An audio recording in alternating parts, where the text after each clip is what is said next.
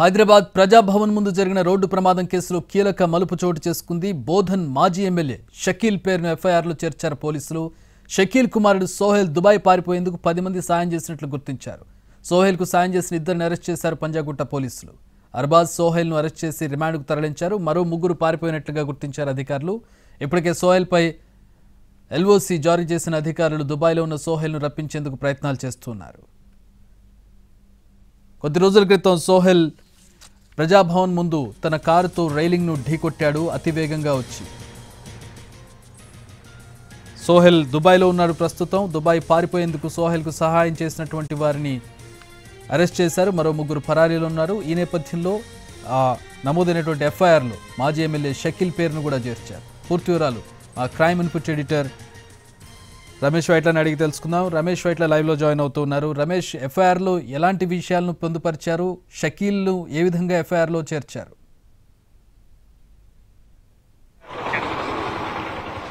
Yes Chakri, ఏదైతే ప్రజాభవన్ ముందు జరిగిన ఏదైతే కార్ యాక్సిడెంట్ సంబంధించి కూడా కీలక మలుపు తిరుగుతుంది. ఈ వ్యవహారం సంబంధించి కూడా బోధన్ మాజీ ఎమ్మెల్యే షకీల్ పేరును కూడా అటు ఎఫ్ఐఆర్లో చేర్చడం జరిగింది. దీంతో పాటుగా ఆ రోజు ఏదైతే ప్రమాదం జరిగిన తర్వాత పోలీస్ స్టేషన్ నుంచి, పంజాగుట్ట పోలీస్ స్టేషన్ నుంచి మొత్తం 10 మంది కలిసి సహాయం చేయడంతో షకీల్ కుమార్ అయిన రహిల్ ఏదైతే దుబాయ్కి పారిపోయాడు, అయితే హైదరాబాద్ నుంచి బై రోడ్ ద్వారా ముంబై వరకు వెళ్లి ముంబై నుంచి అటు దుబాయ్కి అతను పారిపోవడం జరిగింది. అయితే దుబాయ్ వరకు పారిపోయేందుకు సహకరించిన మొత్తం 10 మంది ఎవరు అనే విషయాన్ని కూడా ఇప్పుడు అధికారులు గుర్తించారు. దీంట్లో ఒక 3 ఫ్రెండ్స్ కాగా మిగతా వాళ్ళు కుటుంబ సభ్యులు ఉన్నారని చెప్పి అటు పోలీసులు చెప్తున్నారు. అయితే రహిల్ దుబాయ్ పారిపోయేందుకు సహాయం చేసిన ఇద్దరిని నిన్న అటు పంజాగుట్ట పోలీసులు అరెస్ట్ చేసి వాళ్ళని రిమాండ్ పంపించారు. వాళ్ళ ఇద్దరిలో సాహిల్ తర్వాత అర్బాజ్ ఇద్దరిని కూడా అరెస్ట్ చేసి రిమాండ్ కి పంపించారు. వీళ్ళిద్దరు కూడా అటు రహిల్ దుబాయ్ పారిపోయేందుకు పూర్తి స్థాయిలో సహాయం చేశారు. అయితే ఇంకా 3 కూడా ప్రస్తుతానికి దుబాయ్ లో ఉన్నారు. ఆ దుబాయ్ లో ఉన్న ఆ 3ని కూడా తిరిగి తప్పించేందుకు ప్రయత్నాలు చేస్తున్నామని అధికారులు చెప్తున్నారు. అయితే దుబాయ్ కి రహిల్ పారిపోయేందుకు మొత్తం 10 మంది సహాయం చేస్తే అందులో బోధన్ మాజీ ఎమ్మెల్యే షకీల్ కూడా ఉన్నట్లుగా అధికారులు చెప్తున్నారు. అయితే ఈ నేపథ్యంలోనే షకీల్ పేరును ఎఫ్ఐఆర్ లో చేర్చామని చెప్పి అధికారులు చెప్తున్నారు. అయితే షకీల్ కూడా నిందితుడిగా చేర్చడంతో అతను సంబంధించి ఎల్ఓసి కావచ్చు, లేకుంటే అతన్ని తిరిగి పంజాగుట్ట పోలీస్ స్టేషన్ విచారణ నిమిత్తం రప్పించేందుకు అయితే అధికారులు అయితే ప్రస్తుతానికైతే ప్రయత్నాలు చేస్తున్నారు. ప్రస్తుతం చూసినట్టయితే రహిల్ అటు దుబాయ్ లో ఉన్నాడు. బోధన్ మాజీ ఎమ్మెల్యే షకీల్ కూడా దుబాయ్ లో ఉన్నాడు. ఇతను సాయం చేసిన రహిల్ పారిపోయేందుకు సాయం చేసిన 3 కూడా దుబాయ్ లో ఉన్నారు. అయితే మొత్తం 10 మందిలో ఇప్పటికి 2 అరెస్ట్ చేశారు. మరొక 5 ప్రస్తుతానికైతే హైదరాబాద్ లో తప్పించుకొని తిరుగుతున్నారు.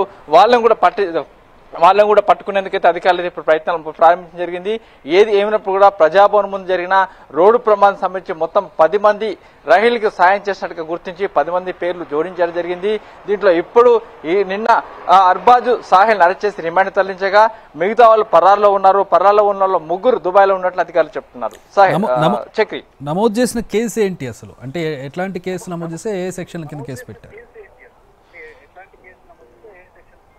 ఎస్, ఏదైతే ప్రజాభవన్ ముందు ఏదైతే అర్ధరాత్రి సమయంలో 2 గంటల సమయంలో తన BMW కార్ తోటి అత్యంత వేగంగా వచ్చి బారికేళ్లను ఢీకొట్టి ఆ తర్వాత పోలీస్ స్టేషన్ వరకు వచ్చేసి అక్కడి నుంచి రహిల్ పారిపోవడం జరిగింది. తర్వాత అతని ప్లేస్ లో ఏదైతే డ్రైవింగ్ చేసిన రహిల్ ప్లేస్ లో అతని ఇంట్లో పనిచేస్తున్న వంట మనిషిని తీసుకొచ్చి రహిల్ ప్లేస్ లో తానే డ్రైవ్ చేస్తున్నట్లు చెప్పించడం జరిగింది. ఆ మేరకు అతను కూడా అరెస్ట్ చేశారు. అయితే రోడ్ యాక్సిడెంట్ కావచ్చు, ఎంవీ యాక్ట్ కింద కావచ్చు, లేకుంటే మిస్లీ మొత్తంగా కేసును తప్పుదో పట్టించారు. మొత్తంగా 6 సెక్షన్ల కింద రహిల్ తో పాటుగా మొత్తం 10 మంది మీద కేసు నమోదు చేశారు.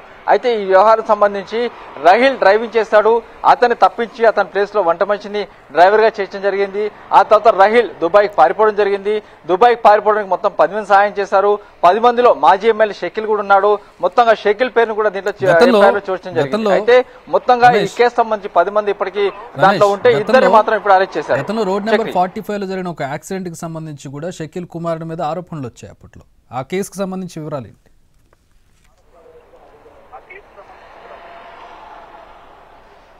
ఎస్, ఏదైతే రోడ్ నెంబర్ 45 చౌరస్తా వద్ద ఏదైతే వెండర్స్ ఏదైతే అక్కడ ఫుట్పాత్ మీద అమ్ముకునే వెండర్స్ ని తారు వెహికల్ తోటి అత్యంత వేగంగా వచ్చి ఢీకొట్టడంతో దాంట్లో ఒక పాప అక్కడిక్కడ చనిపడితే ఆ తల్లి ఏదైతే అమ్ముకునే ఆ తల్లి ఉందో ఆ తల్లి కూడా తీవ్ర గాయాలైతే వెంటనే ఆ కేసు సంబంధించి వేరొకరిని ఆ కేసులో నిందితులుగా చేర్చినట్టుగా ఇప్పుడున్న అభియోగాలు. అయితే ఆ కేసుకు సంబంధించి కూడా అటు పోలీసులు ప్రస్తుతానికి విచారణ చేస్తున్నారు. ఎందుకంటే ఆ కేసులో అప్పుడు ఏం జరిగింది, అప్పుడున్న సీసీ ఫుటేజ్ ఏంటి, అప్పుడున్న విచారణ అధికారులు, ఆ తర్వాత అప్పుడు డ్రైవింగ్ ఎవరు చేశారు, ఇంట్లో ఆ షకీల్ ఇంట్లో ఎవరెవరు ఉన్నారు, తర్వాత ఆ తార్ వెహికల్ అక్కడ ఇంటి దగ్గర నుంచి ఇక్కడ వరకు ఎవరు నడుపుకుంటూ వచ్చారు, వీటన్నిటి సంబంధించి సీసీ ఫుటేజ్ కూడా ప్రస్తుతానికి అయితే అధికారులు బయటికి తీసి దాన్ని కూడా విచారణ చేస్తున్నారు.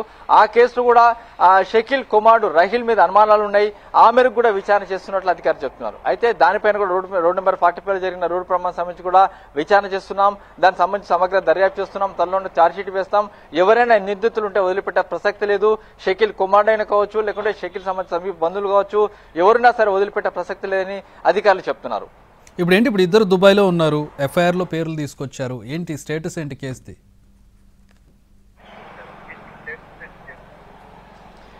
ఏదైతే దుబాయ్ లో షకీల్ ఉన్నాడు, తర్వాత షకీల్ కుమార్ రహీల్ కూడా ఇద్దరు అక్కడే ఉన్నారు. అయితే రహీల్ ని హైదరాబాద్ రప్పించేందుకు పోలీసు అధికారులు అయితే ఇప్పుడు ప్రయత్నాలు చేస్తున్నారు. అతనికి సంబంధించి లుకౌట్ నోటీస్ ఎల్ఓసి కూడా జారీ చేయడం జరిగింది. ఒకవేళ ఏ ఇంటర్నేషనల్ ఎయిర్పోర్ట్ నుంచి రహీల్ ఇండియాలోకి వచ్చి పోవడం కావచ్చు, లేకుంటే అక్కడి నుంచి ఇటు అక్రమంగా ఇండియాలోకి వచ్చిన నేపథ్యంలో ఎక్కడైనా సరే ఏ ఎయిర్పోర్ట్లకు అతను రహీల్ ప్రవేశించినప్పటికీ హైదరాబాద్ పోలీసులకు సమాచారం వస్తుంది. ఈ మేరకు ఒక ఎల్ఓసి జారీ చేశారు. అయితే షకీల్ మీద మాత్రం ఎలాంటి ఎల్ఓసి మాత్రం జారీ చేయలేదు.